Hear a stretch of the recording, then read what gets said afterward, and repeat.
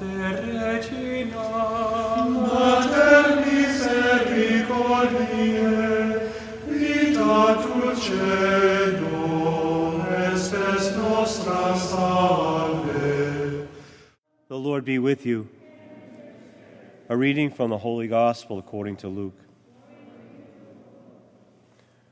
When the time arrived for Elizabeth to have her child, she gave birth to a son.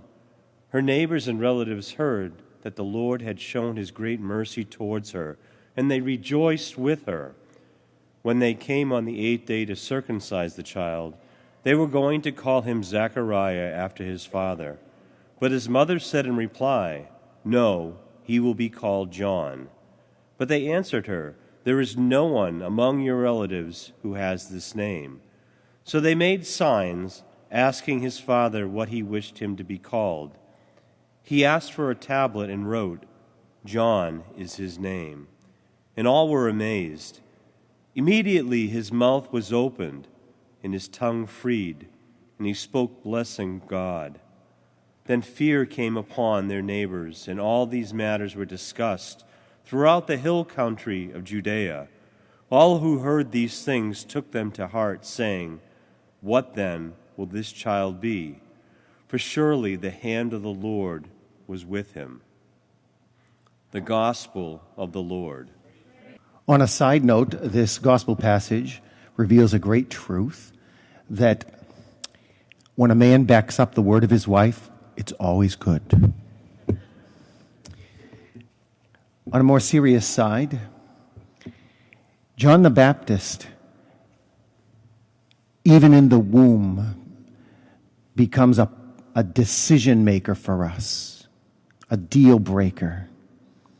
He causes people to make decisions one way or the other. His father Zechariah had to make a decision whether or not he would accept the word of the Lord. And his mother had to make the decision that she would accept this conception. Herod would eventually have to make a decision about John the Baptist's word. Jesus would even have to make a decision about accepting baptism from John the Baptist. In a sense, his even title, John the Baptist, causes all of us to come to a decision point about Jesus. And although we have been baptized, for the most part, that decision was made for us.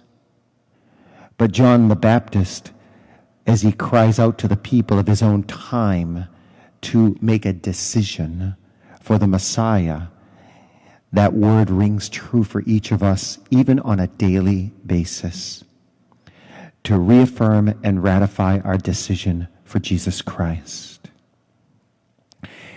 And those who do make the decision for Christ, salvation comes to them.